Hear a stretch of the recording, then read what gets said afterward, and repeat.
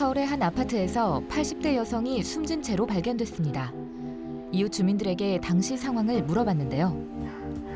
옆집 관련해서 좀 여쭤볼 게 있어가지고. 자세히 알 수 있는 게 전혀 없어서요. 뭐 막내가 있었던 것도 아니고 그래서 아파트 안에 옆집에 무슨 일이 있었다고 알 수 있어요. 수소문을 해봤지만 할머니의 죽음에 대해 알고 있는 주민들은 아무도 없었는데요. 자세한 상황을 알아보기 위해 당시 출동했던 소방서를 찾아갔습니다. 5월 11일 10시 37분에 신고가 접수가 돼서요. 문을 딱 여는 순간 그 부패 냄새가 좀 이렇게 심하게 났었고요. 다리 부분과 이 턱 부위에 시반이 많이 형성돼 있었고 부패 상태가 좀 심한 상태였습니다. 조사에 따르면 할머니는 신고되기 최소 일주일 전에 사망한 것으로 추정됐습니다.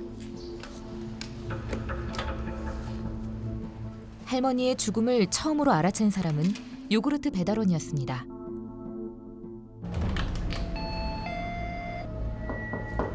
할머니, 지금 할머니가 며칠째 야구르트도 그냥 있고. 문 앞에 요구르트가 쌓여가는 것을 이상하게 여겼던 건데요. 제가 2년 넘게 할머니 이걸 전달해 드렸는데 한 번도 이런 일이 없었고 제품 밀린 적이 없었는데 전화기가 꺼져 있어서 제가 동사무소에 급하게 연락을 한 겁니다. 혼자 쓸쓸히 생을 마감하는 노인들의 고독사는 중장년층에서 크게 늘고 있습니다. 외부와 왕래가 거의 없는 사람이 홀로 사망한 후 3일 이상 방치되었다가 발견된 죽음을 뜻하는 고독사. 보건복지부에 따르면 홀로 죽어간 사람들은 매년 꾸준히 증가하고 있는데요. 사실 고독사를 예방하기 위한 시스템으로 이제 국가적인 시스템으로 갖춰져 있는 것이 독거노인 지원센터에서의 서비스라고 보시면 되겠고요. 두 번째로는 이제 이웃들을 활용하는 프로그램입니다. 그래서 신문을 놓는다든가 또는 세탁을 배달하시는 분들이 그런 그 방문의 기회를 통해서 노인들의 안전을 확인하는 그런 마을 주민들의 노력들이 있을 수가 있겠죠. 왜 할머니는 사망한 지 일주일이나 지나서 발견되었을까요?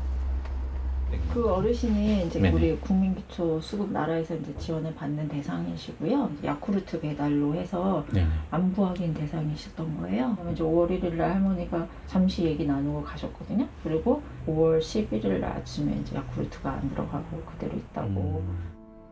경찰 조사 결과 할머니는 생전 수양아들 한 명을 두었는데요.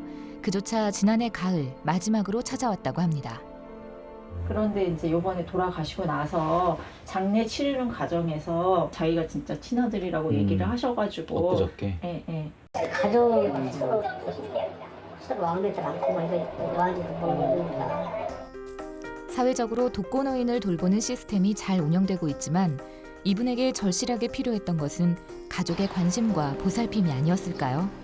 하지만 시신 인수를 해줄 가족도 없는 무연고 사망자들도 있습니다. 고독사 같은 경우는 현장이 굉장히 참혹하고 처참한 경우가 많기 때문에 전문적인 업체에 의뢰를 해서 맡기는 경우가 많아져가지고 이제 이런 유품정리 업체가 많이 늘어났다고 볼 수가 있죠. 정리를 하다 보면 가끔 자신만의 세계에 갇힌 사람들도 마주하게 된다고 하는데요. 안타까운 사연도 많다고 합니다. 이분 같은 경우는 집안에서 돌아가시고 난 이후에 2달이 지난 다음에 발견이 되셨어요. 그래서 알고 보니까 이제 아드님이 있었더라고요. 근데 이 사람은 뭐 내 부모가 아니다. 그러니까 뭐 이제 그렇게 이제 한 것 같고.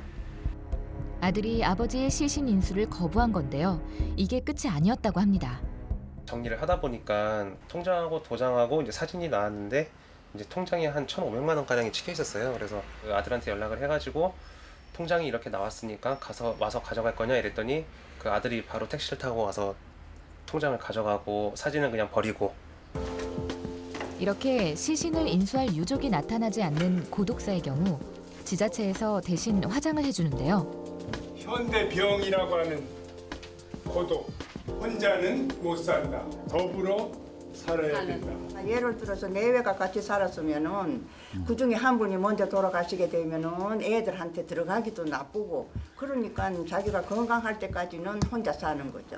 혼자도 그냥 돌아가도 여러 날 갔다가 그냥 방치할 수 있는 이런 결과가 나올 수 있다 이죠. 쓸쓸한 생각이 들죠. 왜 본인도 그렇게 될 수 있는 가능성이 있는 것을 배제할 수 없잖아요.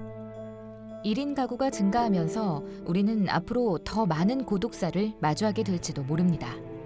고독사를 예방하기 위해서는 일단 1인 가구들의 인식이 좀 더 바뀌어야 된다라고 생각을 합니다. 나의 안부를 물을 수 있는, 또 나와 친하게 지낼 수 있는 이웃 하나 정도는 꼭 있어야 한다라는 인식이 중요할 것 같습니다. 외로운 죽음을 막기 위한 최선의 방법은 사회복지 제도의 개선도 중요하겠지만 무엇보다 사람들과의 관심 어린 소통이 중요하지 않을까요?